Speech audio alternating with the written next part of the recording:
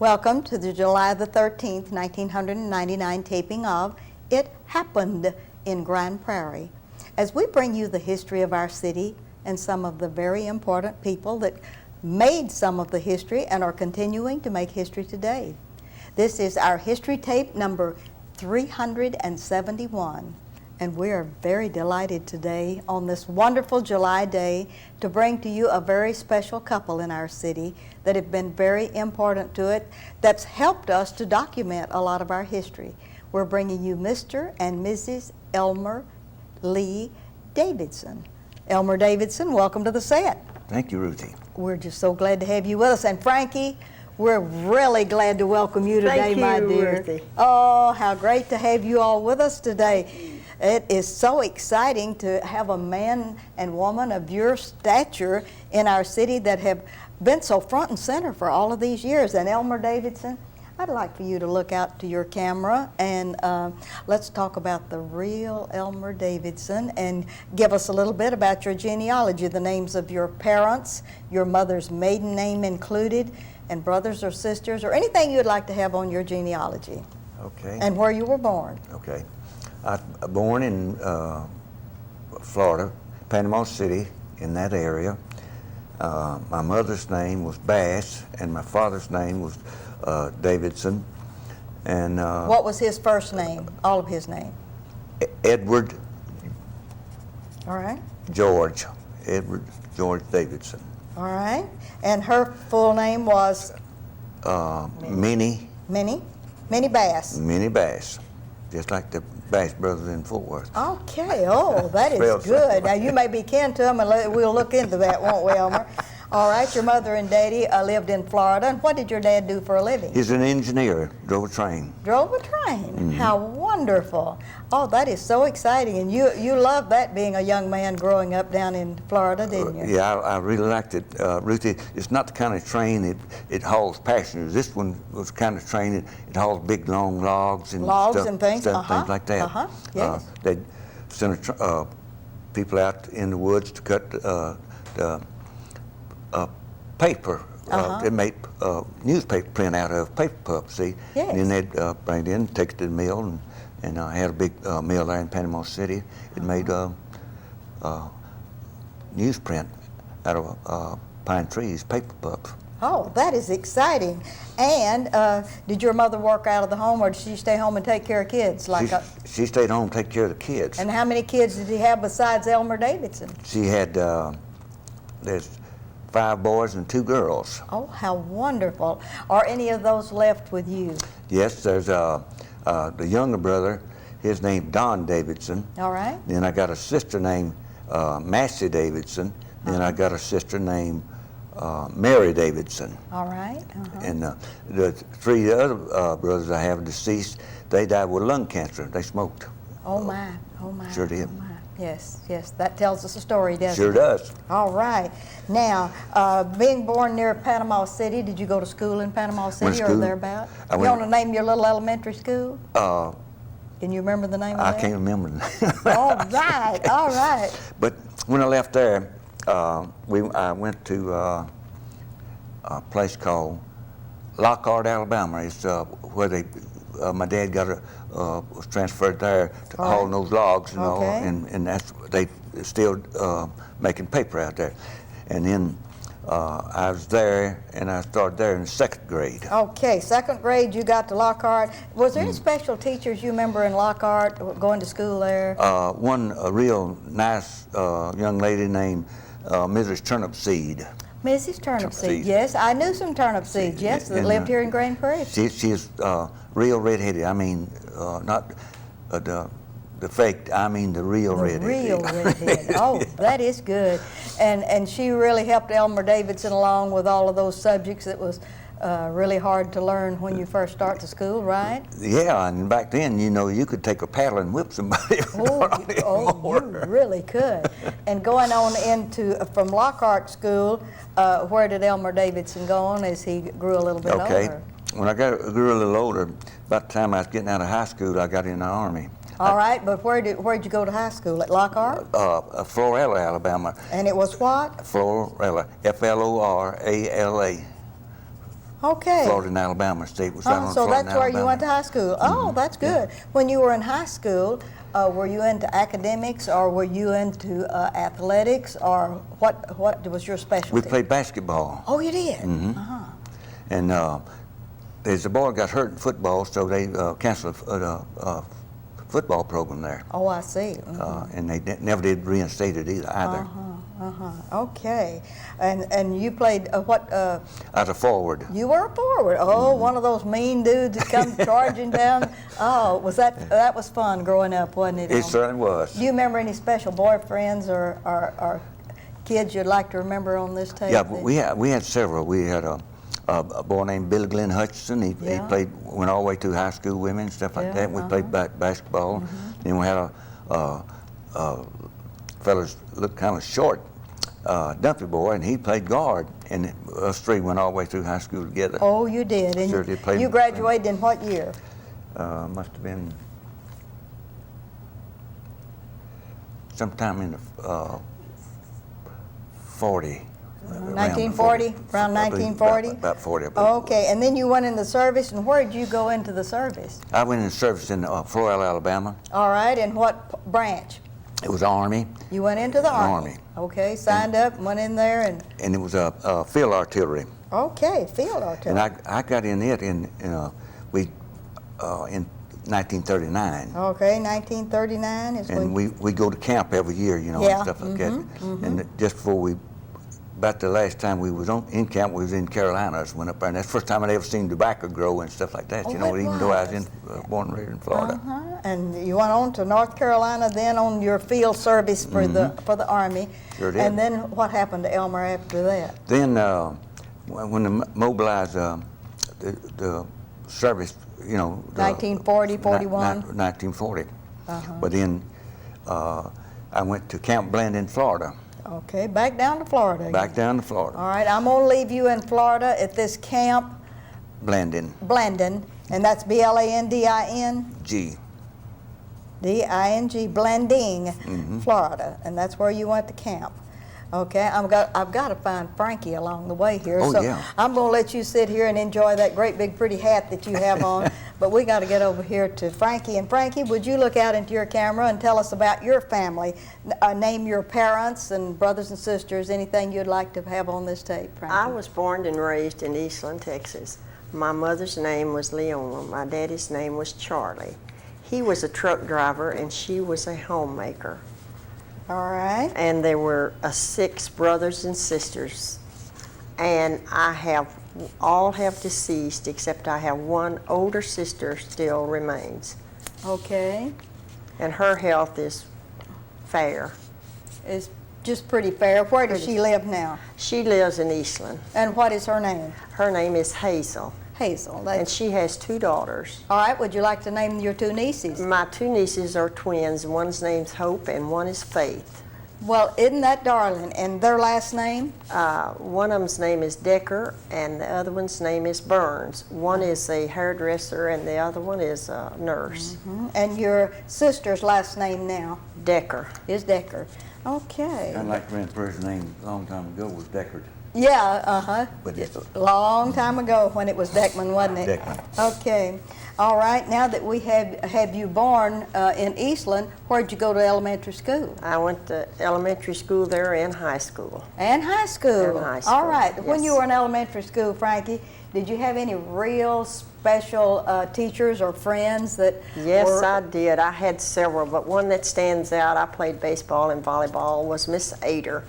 Yes. And she was a darling Yes. and all. And I had several that were good, but she's my number one. Oh, she's the number one. And Miss Allen was great, our teacher.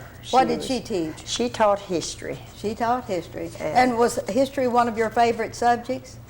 Typing and book and shorthand was my favorite. Oh, great. And then I had a real good teacher that was Coach Hicks, that he taught algebra. Yes. But I cheated on algebra once and I got caught. But anyway, I got over that and I took the test over. There were 12 of us in class, but he was great. So we all had a... Helped you get through algebra, didn't Yes, it really and truly did.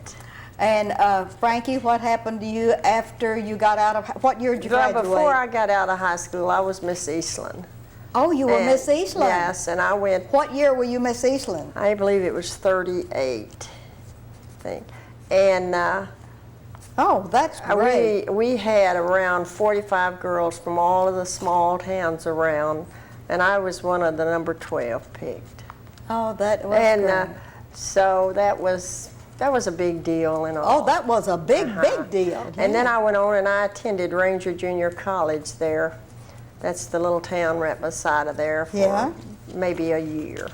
Okay, and And when you then- went to Ranger Junior College, was there any special subjects, or were you just taking basics? I was taking just really basic. I had a boyfriend that was going there too. Uh-huh, that And, really helped things, didn't My brother was going to college there, and he drove the bus to and from, but he attended college also. it? Okay. So it was quite a That was fun, deal. wasn't it? Yes, it was. Okay. Now, after college, how in the world did you ever find Elmer Lee Davidson? Well, I'll tell you what, Ruth, it's kind of a long story. My parents, my father passed away, and then my mother later moved to Comanche, Texas. All right. And I went to Comanche, Texas, because I was going to be with her. She bought a home there and everything. And so I went to, I was there in Comanche, and I went to work as a waitress. There was hardly anything there to do. Yeah. And Elmer's troop had came in to Brownwood, Texas. Yes. And he came in one night, and I didn't like him at all. And so I insisted he leave me alone. But anyway, he even followed me home. So that was the story of our life. That's when it began. Uh-huh. Elmer just whispered under his breath that you really loved his car. Well, that's what I really think too. But he had a car, but it wasn't there at the time. This friend of his was going to bring it up. Uh-huh. But anyway, it was, I thought Elmer was a little bit, he was too sure of himself. I mean, Real confident. real soul, confident wasn't he? and real cocky. Uh-huh. So actually, first I didn't go for that.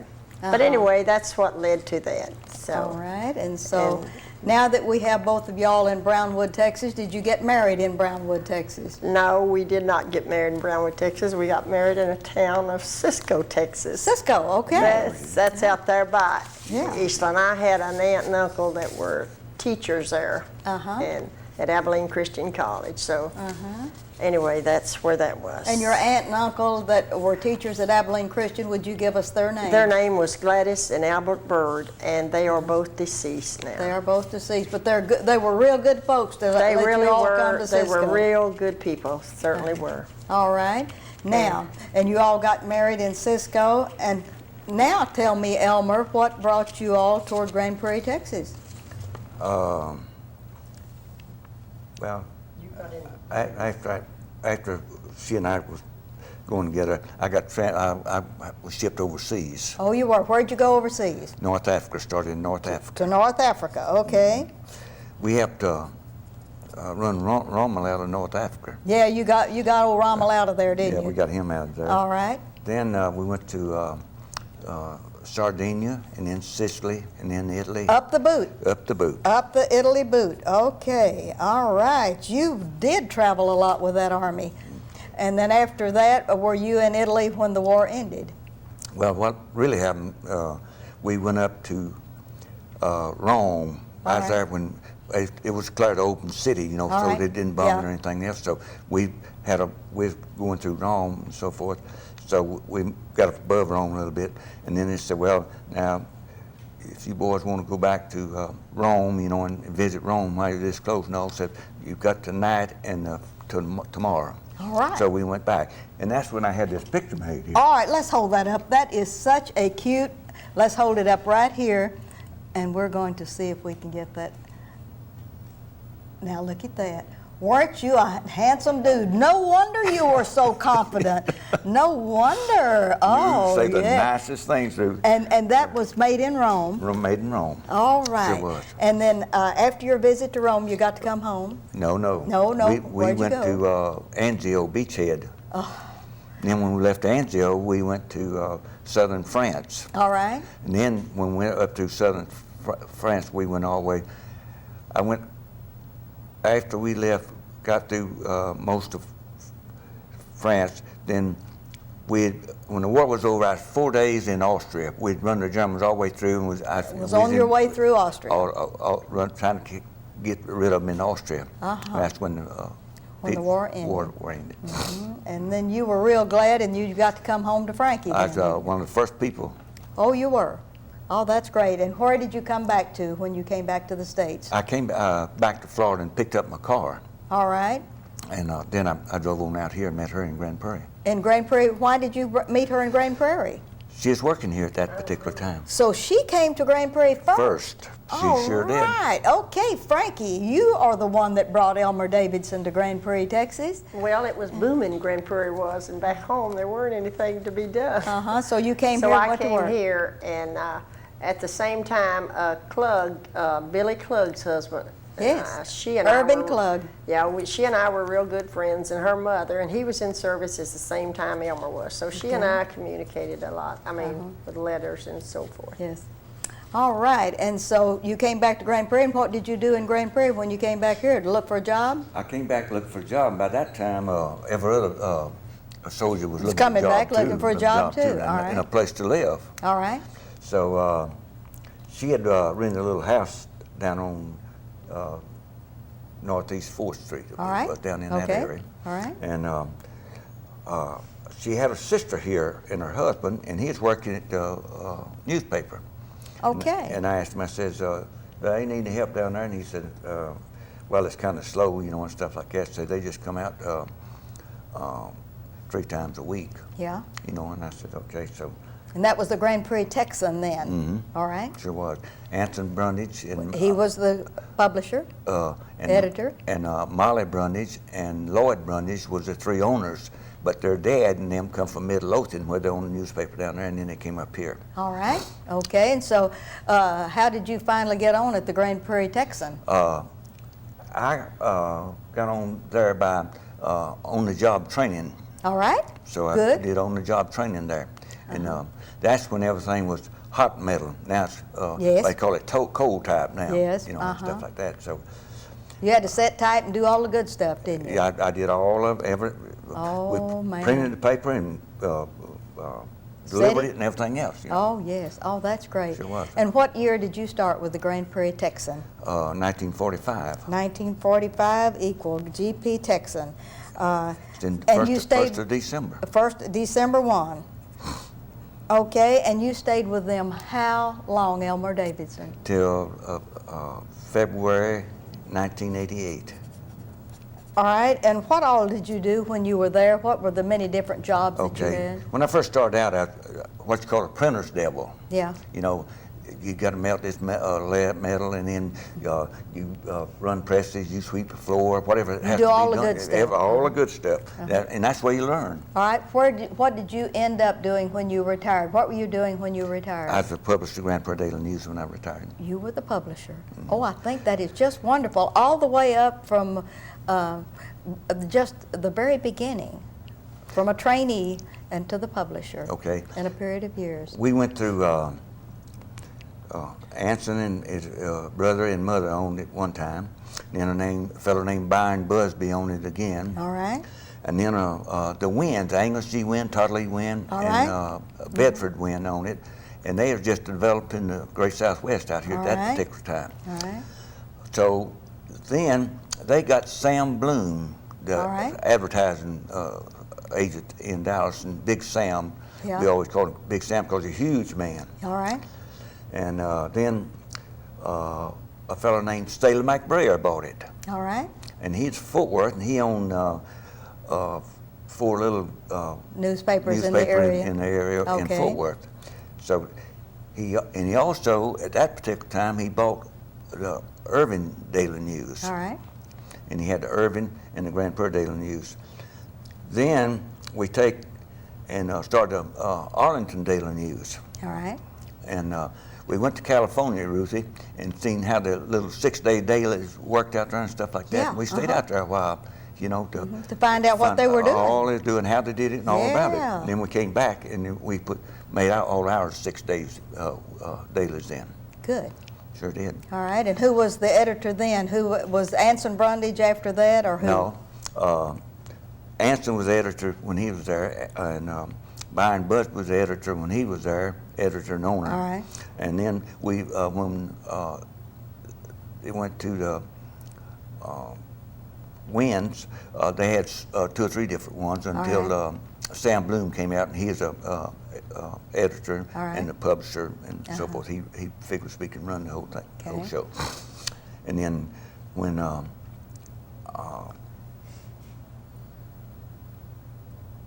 Staley McBrayer brought it, I think one of the first publishers was a fellow named Jim Drake. All right. All right.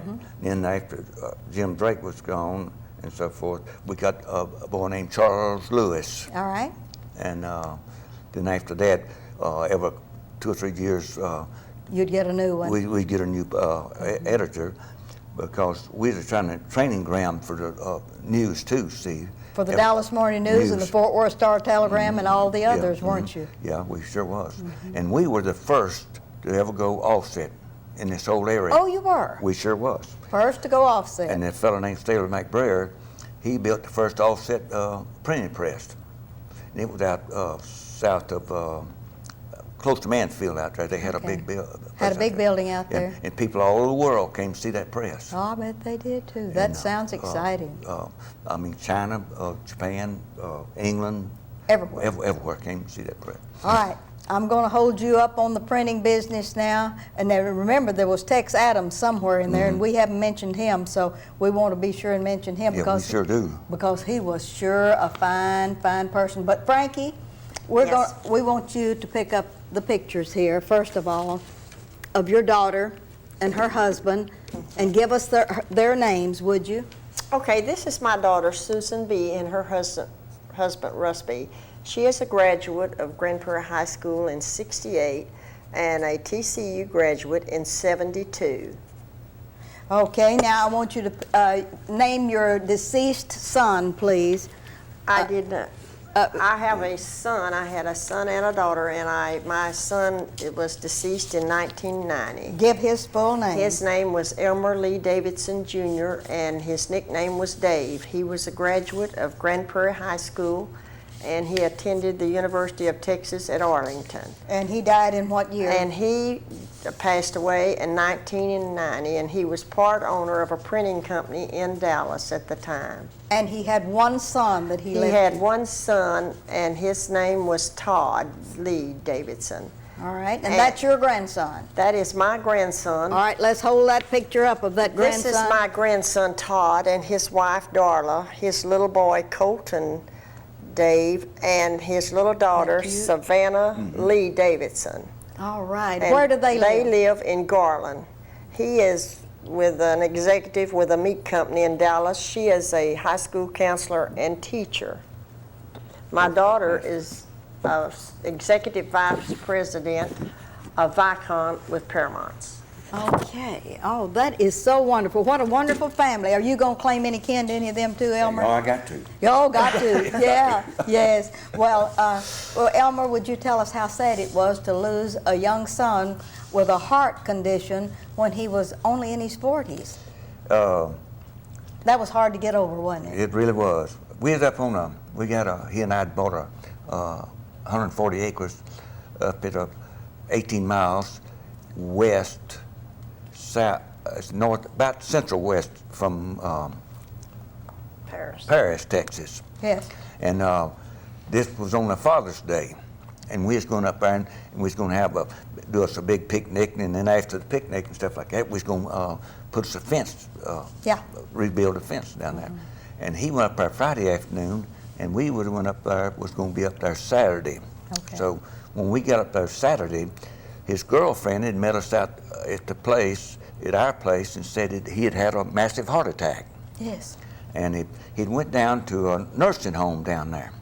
Yes. And get to see if they had a doctor, and they didn't have a doctor, but they had some nurses and stuff like that. So they took his blood pressure and so forth, and then they immediately turned around and called 911, and they took him into Paris, Texas. And it's if it's any consolation to anybody on this, if you have if you've got a heart problem, you know you got a heart problem, you shouldn't be too far from your doctor. That's exactly right. Because the longer you are, the worse it's going to be. He didn't have a heart problem. Yes. But we didn't know he had a heart problem. Okay. All right. What now that both of you all are retired? What do you do for all of your activities now? What's Elmer into? You've been into the Lions Club. You've been into a lot of things here in town, and you supervise Frankie a lot. We travel quite a bit, and right. we got 2 dogs. All right. One of them's a Opsalopsa, and the other's a Bichon Frise. Oh, mercy. And every morning, rain or shine, cold or hot, I've got to take them dogs. Yes. To Go a for a walk. walk. If I don't, they just bark till I do. Yes. And when I get hungry, they do the same thing. Do you miss working at the newspaper, Elmer? Not now. I really don't. Well, I'm real busy all the time. I'm kind of like you are, Ruth. We got a place up at Possum Kingdom. It got an acre on it, and live right on the water and stuff like that. And then we got that ranch down there, and then I got my home here. Yeah. So you're mowing and hoeing all the time, that's true. aren't you? That's exactly the truth. Oh, you really are. Frankie, how do you enjoy retirement? We have 1 minute left. Oh, I enjoy retirement real good. I just stay busy to keep Elmer out of my hair because he is with the Rock Creek Barbecue and the Lions Club and all of that. So he stays real busy. So togetherness, you got to get away sometimes. So really and truly, you have to make him do something, and he does. Well, Elmer, I know that you attended the 90th birthday of the Grand Prairie News when we had it this last fall in November, when you all were 90th birthday of the News, and you were there and got to see all of your old friends. And what do you think about Grand Prairie today in just 1 minute? Okay, what I think about Grand Prairie today, it took me and you all these years and so forth to get it where we could do something or do something big and good. Big and good. Yes. And I'm so real happy about it. I really am. Oh, good. I'm sitting here all the time, and you are too. And we're seeing Arlington grow, and we're seeing Irving grow, and everybody else grow. And we're just sitting here. We just couldn't get our people off the... Couldn't get our act together, could we? Couldn't get them off the seat and on the feet and down the street. That's it. Well, Elmer, I want to thank you. It's a pleasure. And I want to thank you too, Frankie. Oh, thank you. Y'all are precious and so wonderful to come and share your life with us and let us make this documentary. And as our history tape number 371, it's been a lullapalooza, hasn't it? It sure has. Thank you so much for being with us today. Thank you, Ruthie, I'd like to for say something asking. while we're on this program. Ruth is one of the go-getters, and people like Ruth is people that made Grand Prairie. Thank you very much. I'm telling you. You're precious. And I'm real proud of her. Thank you, Elmer. And this is Ruthie Jackson reminding you that history is as we live and do.